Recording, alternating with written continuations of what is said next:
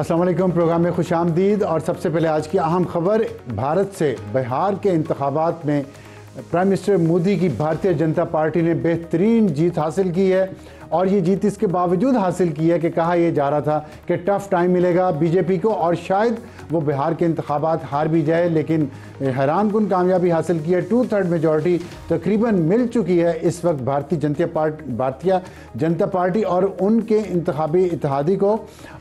बिहार के जो रिज़ल्ट आ चुके हैं अभी तक, और इंडियन कांग्रेस को, जो राहुल गांधी जिसको लीड कर रहे थे, उसको इबरतनाक शिकस्त हुई है, बहुत बुरी शिकस्त हुई है। उन्होंने सिर्फ 6 नशिस्तें जीती हैं पूरी असम्बली में, जिसकी वजह से अब राहुल गांधी मजीद तनकीद का निशाना बन चुके हैं।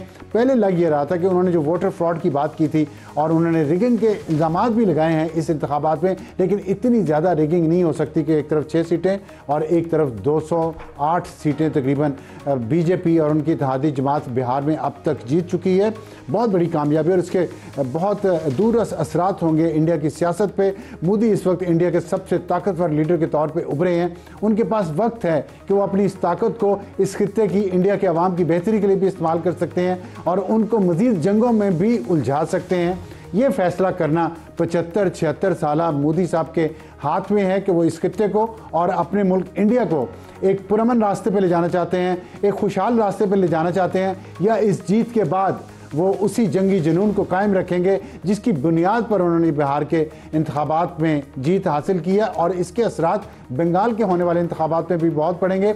वहाँ भी अब बीजेपी को जीत के इम्कानात रोशन हो गए हैं, लेकिन बिहार में जो कुछ फैक्टर्स हैं जिन्होंने इस जीत में अहम किरदार अदा किया है बीजेपी की, उसमें सबसे अहम बात यह है कि वोटर टर्नआउट बहुत ज़्यादा रहा, 67%, और उसमें जो नौजवान वोटर्स हैं उनकी तादाद बहुत ज़्यादा है। और उन नौजवान वोटर्स को मोदी साहब ने जंगी जुनून के ज़रिए, पाकिस्तान के ख़िलाफ़ जंग के ज़रिए इस्तेमाल किया अपने हक़ में मई की जंग के दौरान ऑपरेशन सिंदूर के नाम पे, और उसका उन्हें बहुत फ़ायदा हुआ है।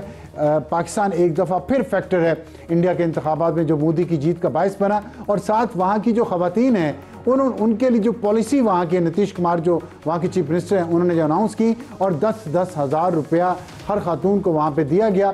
कुछ ही दिन पहले उनके लिए एक स्कीम अनाउंस की गई जिसकी वजह से जो ख़वातीन के वोट्स हैं वो बहुत बड़ी तादाद में इस इत्तेहाद को पड़े हैं, जिसकी वजह से ये जीत मुमकिन हुई है। तो ये है आज की अहम खबर। इस उम्मीद तो नहीं कहना चाहिए क्योंकि मोदी साहब से उम्मीद तो किसी अच्छे की नहीं है, लेकिन शायद कि तेरे दिल में उतर जाए मेरी बात और मोदी साहब इस खित्ते को, अपने मुल्क के अवाम को अमन के रास्ते पर ले जा सकें। आज के प्रोग्राम का तारुफ हमारी टॉप स्टोरी होगी द इकोनॉमिस्ट की रिपोर्ट, जो कि नई नहीं है।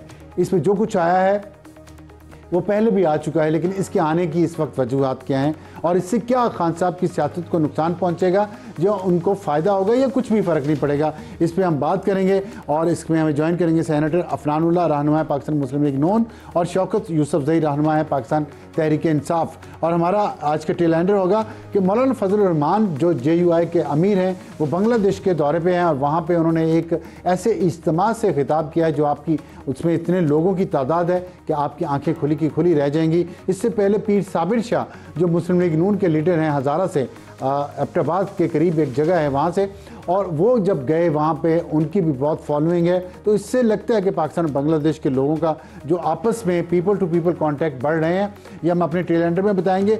हॉट इशू हमारा आज का होगा द इकोनॉमिस्ट की रिपोर्ट, जो कहानियाँ छपने से रहेगी, उसके पीछे वजूहात क्या हैं, ये स्टोरी इस वक्त क्यों आई है। इसमें ओवन बेनेट जोन्स जो इसके ऑथर हैं और बुशरा तस्कीन, उन्होंने किस वजह से ये स्टोरी की है इस वक्त, इस पे हम बात करेंगे। बुशरा तस्कीन जो इसकी शरीक मुसन्नफ़ा हैं इस आर्टिकल की, और हमारा आज का एडिटोरियल होगा उस बढ़ती हुई इंतहा पसंदी के बारे में, नफ़रत के बारे में जो इस माशरे में फैलाई जा रही है नैरेटिव के ज़रिए, ज़ुबान के ज़रिए, और अब सहाफ़ी भी उसका शिकार होते हुए नज़र आ रहे हैं।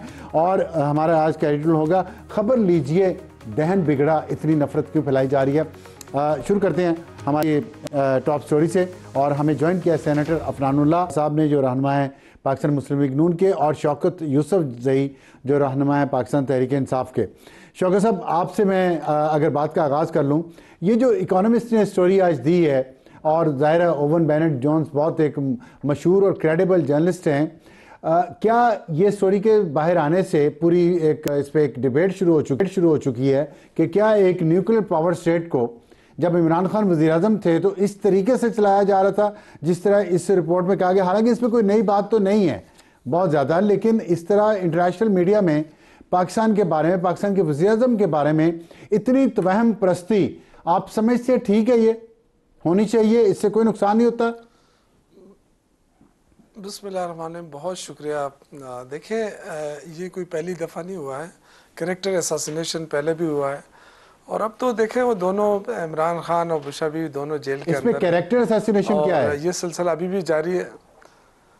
देखिए, यही तो मैं अर्ज़ कर रहा हूँ ना कि इससे पहले भी इस तरह की खबरें बहुत चलाई गई हैं और उस वक्त भी कोई फ़र्क नहीं पड़ा है, ना वोट बैंक पे फ़र्क पड़ा है, ना पार्टी के ऊपर कोई असर हुआ है। अब दोबारा इसको चला है, तीसरी मरतबा चला है, इससे कोई फ़र्क नहीं पड़ता है। ना वोट में कमी आएगी अल्हम्दुलिल्लाह, ना ये किरदार कुशी है, इससे फ़ायदा किसको हो रहा है, ये सबसे अहम पॉइंट है। बाकी तो किरदार कुशी तो पहले भी हुई है, कोई नई बात नहीं है। बेनज़ीर भुट्टो साहिबा के खिलाफ कितनी किरदार, इससे फ़ायदा किसको हो रहा है? जो हुक्मरान जो इस वक्त बैठे हैं उनको फ़ायदा वो वही पहुंचाने की कोशिश कर, लेकिन फ़ायदा उनको नहीं हो रहा है। आवाम तो देखिए इन चीज़ों से मुतनफ़िर हो चुकी है। इस वक्त आपको बिजली किस रेट पर मिल रही है, ये सवाल बड़ा अहम है कि 40 रुपये फ़ी यूनिट आपको मिल रही है, तो 40 रुपये फ़ी यूनिट क्यों मिल रही है? बाकी दुनिया में कितने पे मिल रही है? और बाकी दुनिया में एनर्जी की क्या पोजीशन है, आपकी क्या एक्सपोर्ट है, आपकी क्या पैदावार है, ये असल मसाइल हैं, ये असल मसाइल हैं। सही कह रहे हैं आप। लेकिन ये बताइएगा कि इकोनॉमिस्ट ज़ाहिर है कि इंटरनेशनल मैगज़ीन है और पाकिस्तान में अगर कोई सहाफ़ी कोई ऐसी स्टोरी करता है जिसमें खान साहब पे तनकीद हो या उनके तर्ज़ हुकूमत पे तनकीद हो, तो उसको कहा जाता है कि ये लिफाफा है, ये कहीं बिका हुआ है, किसी से कुछ लिया हुआ है। अब इकोनॉमिस्ट ने अगर ये स्टोरी की है इस वक्त, तो आपके ख्याल में इसकी क्या वजूहत हो सकती हैं? क्या इकोनॉमिस्ट ने भी लिफाफा लिया है? देखिए, इकानमी से कोई सहीफा तो नहीं है ना, उसके अंदर बैठे लोग जो है वो भी तो देखे ना। इससे पहले मैं ये नहीं कह रहा हूँ, इससे पहले भी बहुत सारे जर्नलिस्ट के हवाले से, बाहर के हवाले से कहा गया। लेकिन देखिए, वक्तन फ़वक्तन आपने देखा होगा कि नवाज शरीफ साहब या बेनज़ीर भुट्टो साहिबा या ये जो एक दूसरे के खिलाफ किरदार कुशियाँ करते थे एक दूसरे की, वो भी आपसे कोई ढकी छुपी बात नहीं। और ये कोई नई बात नहीं है, ये पुरानी बोतल में नई शराब है एक किस्म की, यही मैं कह सकता हूँ। इससे कोई फर्क नहीं पड़ेगा इमरान खान की ज़ात, पुरानी बोतल में नई शराब के ऊपर, पुरानी बोतल में नई शराब है या नई बोतल में पुरानी शराब है? नई बोतल में पुरानी शराब है, ठीक है। असल में हम इन चीज़ों से वाकिफ नहीं है ना ज़्यादा।